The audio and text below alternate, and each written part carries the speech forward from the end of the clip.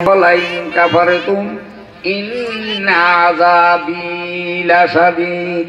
আল্লাহ বলেন, বান্দা আমার নিয়ামত খেয়ে পরে যদি আমার শুকরিয়া আদায় করো, আমার কৃতজ্ঞতা পোষণ করো, আল্লাহ বলেন তোমাদের জন্য আমি আরো বেশি আকারে নিয়ামত বাড়িয়ে দিব। ধরে বলেন সুবহানাল্লাহ। আর যদি তোমরা আমার নিয়ামত খেয়ে পরে আমার নাশুকরি করো, বান্দা তোমরা জেনে নাও তোমাদের জন্য কঠিন শাস্তির ব্যবস্থা রেখেছি। বলেন নাউজুবিল্লাহ। কারা কারা শাস্তি নিবেন হাত উঁচু করেন। একজনও পাওয়া যাবে না, সবাই খালি কি জান্নাত চাই। কি কথা ঠিক কিনা? জান্নাতের কাজে কষ্ট আছে, জান্নাতের কাজে কষ্ট আছে। এই যে বসে আছেন না, এটা জান্নাতের বাগান। কষ্ট হইতেছে না একটু? বাড়ি থাকলে এতক্ষণ অনেকে বিছানায় চলে যেতেন, ল্যাপটপ আপনার সেই কম্বল গায়ে জড়িয়ে ঘুমিয়ে পড়তেন, কিন্তু এখন জান্নাতের আশায় এখানে বসে আছেন। সুবহানাল্লাহ বলবেন না? এই মনিরা তোমরা কথা বলো না, একটু থামো। তাবারক আছে তো নাকি? আছে, তাবারক আছে। তা আমরা একটু দেরি করব, ইনশাল্লাহ তাবারক নিয়ে যাব। আমি কোরআন শরীফ থেকে আপনাদের সামনে একখানা আয়াতে কারিমা তেলাওয়াত করেছি, সূরা হাসরে। আবার বিশ্বনবী মুহাম্মদুর রাসূলুল্লাহ সাল্লাল্লাহু আলাইহি ওয়াসাল্লামের মুখনিসৃত একখানা হাদিস বলেছি। আশা করি এই কোরআন এবং হাদিস দুখানা থেকে সামান্য আকারে শাব্দিক অর্থ এবং কিছু ব্যাখ্যা সহকারে কথা বলে আমরা মূল জায়গায় চলে যাব ইনশাআল্লাহ। ভয় পেলেন নাকি? মূল জায়গার কথা বলছি, ভয় পান নাই তো নাকি? এটা হলো কোরআনের বাড়ি, পাশে মাদ্রাসা। এতক্ষণ যাওয়ার মাদ্রাসা সম্পর্কে গুরুত্বপূর্ণ আলোচনা আপনারা ওলামাদের মুখ থেকে শুনেছেন। এখানে অনেকে আগে এসেছেন, অনেকে চলে গেছে, আবার কেউ পরে আসছেন, অনেকে জানতেই পারেন না এখানে কি আলোচনা হয়েছে। এখন ধারাবাহিক একটু আলোচনা হবে, আপনারা একটু গোলগাল হয়ে সকলে বসি। আর এই যে মাঝের জায়গাটা একটু পূর্ণ করতে হবে। হযরতে আব্দুল কাদের জিলানী রহমতুল্লাহ আলাইহি তিনি একটা এরকম মাজলিসে মাহফিলে যাইতেছেন, তার সামনে দিয়ে একটা লোক বড় লম্বা লম্বা কদম দিয়ে আগাইতেছে। হযরতে আব্দুল কাদের জিলানী রহমতুল্লাহ আলাইহি তিনি চিন্তা করলেন লোকটা কে। তিনি ভাবলেন যে এই লোকটা তো আমাকে যখন আদব দেখাচ্ছে না, আমাকে যখন সম্মান করছে না, তাইলে তো এই তো লোক না, এ তো ইবলিস, মিস্টার ইবলিস। আব্দুল কাদের জিলানী রহমতুল্লাহ আলাইহি লম্বা পা ফেলে ওকে পিছনে ফেলে দিয়ে সামনে দাঁড়িয়ে গেল। বলে, এই মিয়া, আমি যাইতেছি ওয়াজ করার জন্য, তুমি যাও কোথায়? কয়, আপনি যেখানে আমিও সেখানে। বলে, তোর ডিউটিটা কি? আমি তো ওয়াজ করবো, মানুষের হেদায়েতের কথা বলবো, দ্বীনের কথা, ইসলামের কথা। দুনিয়াতে বেঁচে থেকে আমার উপদেশগুলি গ্রহণ করে তারা জান্নাত লাভ করবে। তুমি যাও কোথায়? আমি আপনি যেখানে আমিও সেখানে। তোমার ডিউটি কি? আমার ডিউটি হলো মাঝখানে ওই যে যারা বসবে, মাঝখানে যেখানে ফাঁকা জায়গা থাকবে ওই জায়গায় বসে আমি লোকদেরকে প্রতারণা দেব, ধোঁকা দেব, ওয়াসা দেব, প্রবঞ্চনা দেব, যাতে করে তারা আস্তে করে উঠে চলে যায়। কারণ দিনের কথা শোনার সেই মন মানসিকতাটা আগে তৈরি করতে হবে। একটু আগে আসেন তো দেখি, আগে আসেন, আগে আসেন, শীত বেশি পড়ে না, আগে আসেন, আসেন। সুবহানাল্লাহ বলি আর আগে আসি। সুবহানাল্লাহ আলহামদুলিল্লাহ লা ইলাহা ইল্লাল্লাহ। ভাই ধর্মঘট করলেন নাকি? আগান, একটু আগান। আচ্ছা, বুড়া মানুষ না আগায়, যুবকের একটু আগাও তো দেখি। যুবকদেরকে সরাইতে কষ্ট হইতেছে, বেচারাও জায়গাটা গরম করছে। তোমরা যুবকের একটু আগে আসো। লা ইলাহা ইল্লাল্লাহ লা ইলাহা লা ইলাহা ইল্লাল্লাহু মুহাম্মাদুর রাসূলুল্লাহ সাল্লাল্লাহু আলাইহি ওয়াসাল্লাম। এই জায়গাটার আদব সম্পর্কে একটা হাদিস বলবো, শুনবেন নাকি আপনারা? এই শুনবেন? এই যে নড়াচড়া করতেছেন না, সুন্দর করে সাজিয়ে গুজিয়ে বসতেছেন না, এই জায়গাটার একটা মূল্যায়ন আছে, এই জায়গাটার একটা গুরুত্ব আছে, একটা মর্যাদা আছে। আলেম ওলামারা তো বলে থাকে বেহেশতের বাগান। আমি ওইটা বলবো না, আমি নতুন একটা কথা বলবো। মানজারা আলিমান ফাকা আন্নামা ঝরানি ওমান সাফা আলিমান ফাকান্নামা সাফাহানি ওমান জালাসা আলিমান ফাকান্নামা জালাসানি ওমান জালাসানি ফিদ দুনিয়ায়ে ফাকাদ জালাসাহুল্লাহু তাআলা ইয়াউমাল কিয়ামাতি মাই ফিল জান্নাহ আও কামা ক্বালা আলাইহিস সালাতু ওয়াস সালাম।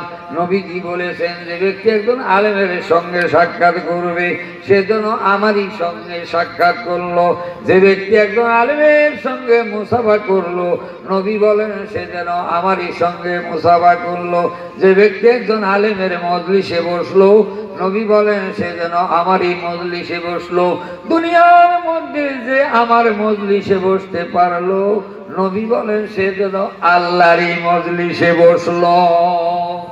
যারা দুনিয়াতে আল্লাহর মজলিসে বসতে পারলো নবী বলেন সে আমার সঙ্গে জান্নাতে থাকবে। এই মজলিসটা যদিও কাল এখানে মাহফিল হবে না, ছাগল বাঁধবে গরু বাঁধবে, কথা ঠিক কিনা? আজকের জন্য এই সময়টা মুনাজাত দিয়ে বাড়ি যাওয়া পর্যন্ত এই জায়গাটা হলো আল্লাহর মজলিস, নবীর মজলিস, আলেমের মজলিস। জোরে বলেন না সুবহানাল্লাহ। এদিকে বিড়ি সিগারেট টানার সুযোগ আছে?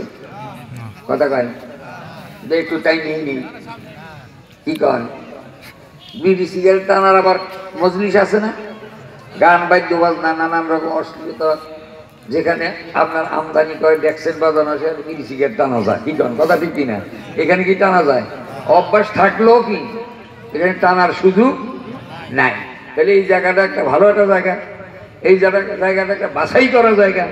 তারপরে আসছি আমরা থ্রি ল্যাঙ্গুয়েজ হাফেজিয়া মাদ্রাসায়, যেখানে বাংলা, ইংরেজি, আরবি পড়ানো হয়। মান্না দানম জানুয়ারি ও ফেব্রুয়ারি, মান্না দানম জানুয়ারি ও ফেব্রুয়ারি, বালমে দানম সালো মাহা পয়গম্বরি, বালমে দানম সালো মাহা পয়গম্বরি। আমরা বাংলা ভাষার জন্য জীবন দিয়েছি। 52 সালে আন্দোলন হয়েছে, সংগ্রাম হয়েছে মাতৃভাষা বাংলার জন্য, কথা ঠিক কিনা? আজকে যদি আমি জিজ্ঞাসা করি বলেন তো দেখি আজকে বাংলা মাসে এই অগ্রহায়ণ মাসের কত তারিখ? কইতে পারেন দুই একজনে? কঠিন। 18 তারিখ। কত তারিখ? 18। কত তারিখ? 18 তারিখ। আর যদি বলি যে ইংরেজি মাসের কত তারিখ, ঝটপট বলে দেবো 3 তারিখ, কথা ঠিক কিনা? আর যদি বলি আরবি মাসের কত তারিখ, এই জায়গায় তো বড় কঠিন অবস্থা হয়ে দাঁড়াবে। 11 তারিখ। আজকে আরবি মাসের কত তারিখ? 11 তারিখ। কবির ভাষায় বলতেছে যে মান্না দানম জানুয়ারি ও ফেব্রুয়ারি, বালমে দানম সালো মাহা পয়গম্বরি। নবীজি বলেছেন 3 কারণে আমি আরবিকে ভালোবাসি।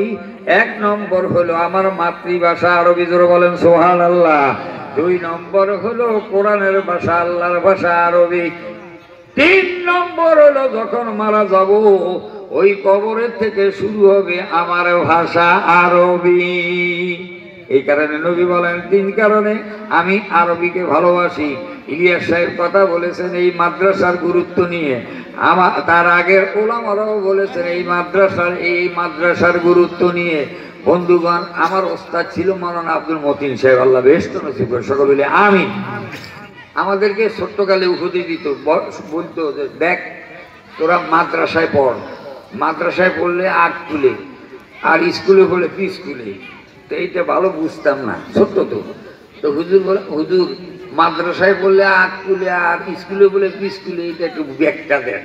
তখন হুজুর বললো যে শোন, মাদ্রাসায় পড়লে হবে আলেম, আলেম হইলে পরে দেখা গেল গেলি এক মসজিদে অথবা কোনো একটা মসজিদের ইমাম হইলি, সেখানে মসজিদের মডেল মসজিদের ইমাম হইলে পরে ওই মসজিদে একজন মন্ত্রী যদি আসে সে তো জেনারেল, কিন্তু ইমাম সাহেব আমাদের সিএম সাহেব নামাজ পড়াইতে মাদ্রাসায় পড়ছে কোরআনে হাফেজ, সে হইল কোথায় কোথায় কোন দেখি 8 কুলে, তার মানে আগে। আর মন্ত্রী সাহেব, প্রতিমন্ত্রী, ভূমন্ত্রী তারপরে এমপি সাহেব কোথায়? স্কুলে। বুঝছেন তো, বেশি বলবো না।